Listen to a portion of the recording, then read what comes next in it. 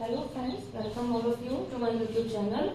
आज हम लोग देखेंगे अपने 6th क्लास के सेकंड चैप्टर में जो होल नंबर्स हैं उनका जो डिवीजन प्रॉपर्टी है, जो मल्टीप्लिकेशन की जो प्रॉपर्टीज है हम लोग वो देखेंगे और फिर उससे रिलेटेड जो आपकी एक्सरसाइज है 2.2 उसको हम लोग सॉल्व करेंगे। ठीक है, तो हम लोग पहली प्रॉपर्टी है क्लोजर प्रॉपर्टी। इसमें क्या होता है, the product of two whole number is always a whole number. अगर हम कोई भी दो होल नंबर का प्रोडक्ट करते हैं तो वो हमेशा होल नंबर ही आएगा आपका। For example 3 into 5 is equal to 15, ये दोनों होल नंबर है, इसका आएगा भी आउटपुट आपका होल नंबर। इससे बड़ा ले लीजिए 50 into 40 200, तो ये भी होल नंबर है। इससे आगे भी कोई नंबर लेंगे, मतलब कि product of two whole number is always a whole number. ये आपकी फर्स्ट प्रॉपर्टी है। सेकेंड है आपकी कॉम्यूटेटिव प्रॉपर्टी। इसमें क्या होता है कि हम लोग we can multiply two whole number in any order. For example अगर हम कर रहे हैं 3 into 5 तो हमें मिल रहा है 15। अगर मैं इसका मतलब इसका हम लोग अगर आगे पीछे कर देते हैं, हम लोग अगर हम इसका ऑर्डर चेंज करते हैं, अगर मैं करती हूँ 5 into 3 तो भी मुझे मिलेगा 15। तो ये चीज है, चाहे कितना ही बड़ा नंबर हो, चाहे वो इधर, अगर हम ऑर्डर को चेंज करके फिर हम मल्टीप्लाई करेंगे, रिजल्ट आपका सेम ही रहेगा। 3 or more whole number remain unchanged by grouping the number in different manner। अब सपोज कीजिए आपको दिया हो 2 into 3 into 5, अगर मैं इसको मल्टीप्लाई करूं तो आपका आएगा 30। ठीक है, अगर सपोज कीजिए मैं इसको ग्रुप कर देती हूँ 2 into 3 into 5, अगर मैं ऐसे कर देती हूँ तो भी 3 to the 6 into 5 30। अगर मैं ऑर्डर चेंज करती हूँ 5 into 3 into 2 अगेन 30। मतलब कि आपके चाहे 3 होल नंबर हो, चाहे 5 हो, चाहे 10 हो, कितने ही नंबर हो, आप उनका ऑर्डर चेंज कर दें, आप उनको अलग अलग ग्रुपिंग कर दें, अगर उन सब में मल्टीप्लीकेशन है, अगर उन सारे होल नंबर्स के बीच में जो साइन है अगर वो मल्टीप्लीकेशन है तो नंबर आपका जो आउटपुट है वो सेम ही आएगा। ऑर्डर ऊपर नीचे करने से, आगे पीछे करने से या फिर उनको ग्रुपिंग में डिवाइड करने से आपका आंसर चेंज नहीं होगा। That is the third property. ठीक है, उसके बाद एक बहुत सिंपल होती है मल्टीप्लाई बाय 1। अगर हम किसी भी नंबर को सपोज कीजिए 25 into 1 कर रहे हैं 25, वो नंबर खुद आएगा। ये इसकी प्रॉपर्टी है कि अगर हम होल नंबर में किसी भी होल नंबर को 1 से मल्टीप्लाई करेंगे देन 1 आएगा। सेकेंड है कि अगर हम 0 से मल्टीप्लाई करते हैं, सपोज 65 into 0 तो 0 आएगा। 0 into 72 देन 0, 1 into 72 देन 72। मतलब कि कोई भी होल नंबर अगर 1 से मल्टीप्लाई हो रहा है तो वो नंबर खुद आएगा। कोई भी होल नंबर अगर वो 0 से मल्टीप्लाई हो रहा है तो वो नंबर 0 ही आएगा आपका आंसर। इधर आप उसका ऑर्डर चेंज कर दें या किसी वे में ग्रुपिंग करें।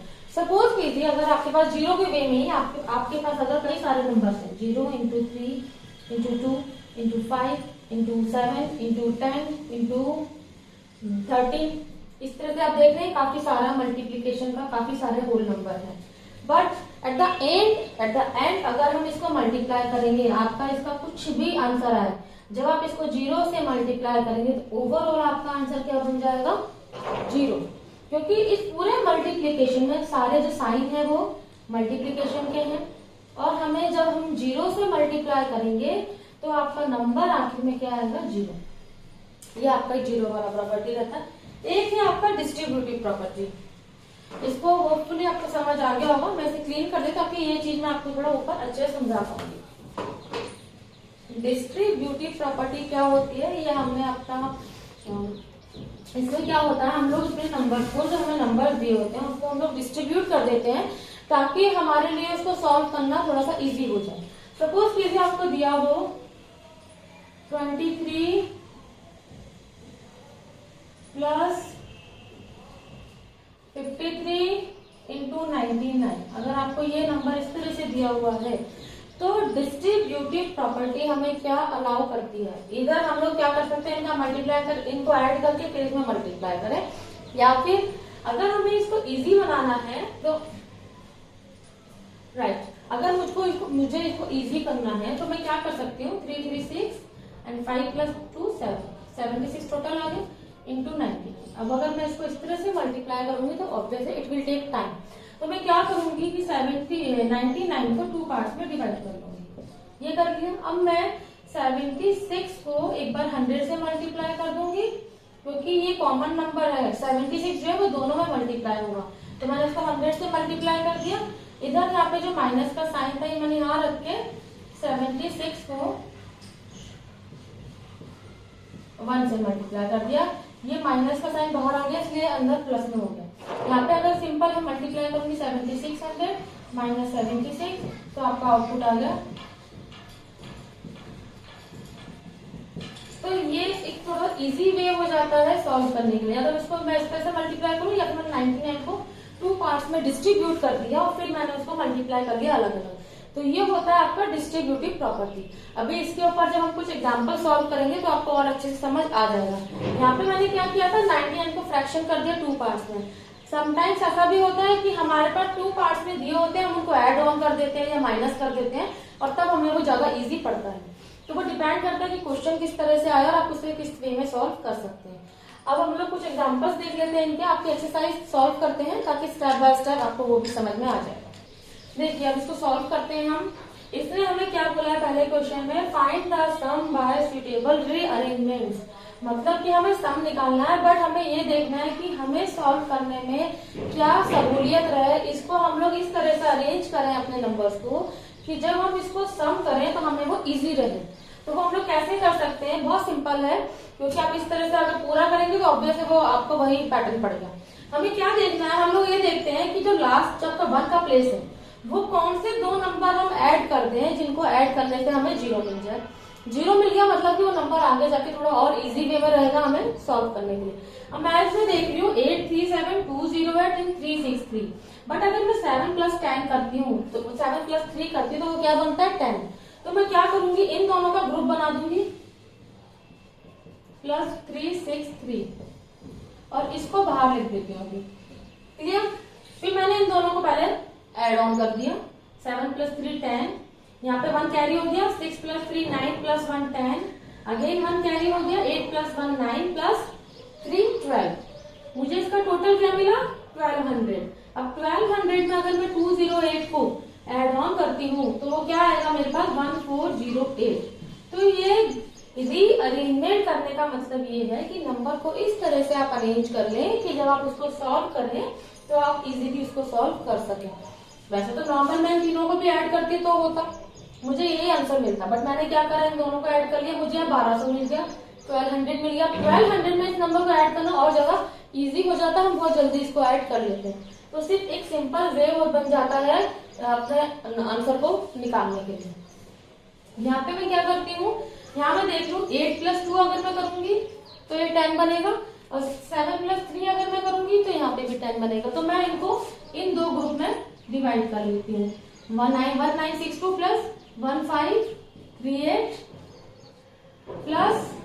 प्लस का साइन रहेगा आपका। क्लियर, क्योंकि सारे प्लस है तो प्लस का साइन रहेगा, ताकि जब इसका और इसका रिजल्ट आए तो हम दोनों को भी ऐड कर सके, क्योंकि हमें सबको ऐड भी करना है। 453 + 647, ये मैंने 2 ग्रुप बना लिए। अब मैं इसको अगर ऐड करती हूँ, 8 + 2 10, कैरी आया 1, 6 + 3 9 + 1 10, अगेन कैरी आया 1, 9 + 1 10, +5 15, कैरी आया 1, 1 + 1 2 + 1 3। क्लियर हुआ आपको। 1962 है, अगर मैं उसको 1538 से ऐड कर रही हूँ, 10 10 कैरी 1 आ गया, तो यहाँ पे अगेन 15 कैरी 1 तो 3, ये लिखा मैंने। अब मैं यहाँ पे इसको ऐड करती हूँ, 7 + 3 10, कैरी आया 1, 5 + 5 10, अगेन कैरी आया 1 11। तो अब मैं अगर 3500 और 1100 को अगर मैं ऐड करूंगी तो ये, और आप सबको भी पता है कि ये बहुत इजी हो जाएगा ऐड करना, जस्ट सिंपल 4600, राइट। 0 0 0 0 5 + 1 6 3 + 1 4। तो रीअरेंजमेंट हमें वो इसलिए ही बोल रहा है ताकि और इजी हो जाएगा हमें इसको सॉल्व करना। तो उसमें हम लोग इस तरह से ही चेक कर सकते हैं कि कहाँ पे हमारा 0 बन सकता है, जहां पे हमारा ऐड करने में 0 बन जाए उन्हीं को ग्रुप कर दूंगा, तो वो आपका इजी रहेगा आपको अरे सॉल्व करने में। अब सेम चीज वो इसमें बोल रहा है, find the product bye suitable rearrangements. मतलब कि आपको इसमें भी वही है कि हमें मल्टीप्लाई करना है, बट कोशिश कीजिए कि नंबर्स को रीअरेंज करके आगे पीछे करके आप उसको इजीली सॉल्व कर सकें। इसमें मैं क्या देख रही हूँ कि अगर मैं 50 को 2 से मल्टीप्लाई करती हूँ तो मेरा आ जाएगा 100। तो मैं क्या अरेंजमेंट करूंगी, 2 इंटू 50 इंटू 1768। तो ये मेरा आ गया 100 इंटू 1768। तो मेरा आंसर आ गया। आप मल्टीप्लाई कभी भी करेंगे 100 से, वो 2 जीरो आगे लग जाती है, वो आपका आंसर सॉल्व हो जाता है। यहाँ पे अगर मैं करूं तो मैं क्या करूंगी, 4 इंटू 25 इंटू 166। तो 25 फोर आपका होता है 100। 166 इज इक्वल टू 100 से कभी भी मल्टीप्लाई करना, जो भी नंबर है उसके आगे 2 जीरो लग जाती है, क्योंकि 100 में 2 जीरो होती है, वो 2 जीरो लग जाती है, आपका आंसर आ जाता है। सेम चीज यहाँ पे इसमें मैं क्या करूंगी, 8 इंटू 125 इंटू 291। मैंने इस तरह से ग्रुप बना लिए ताकि मुझे यहाँ पे जो आंसर है वो जीरो आ जाए, ताकि मेरे को सॉल्व करने में इजी रहे। 125 एट जा क्या होता है आपका 1000 इंटू 291।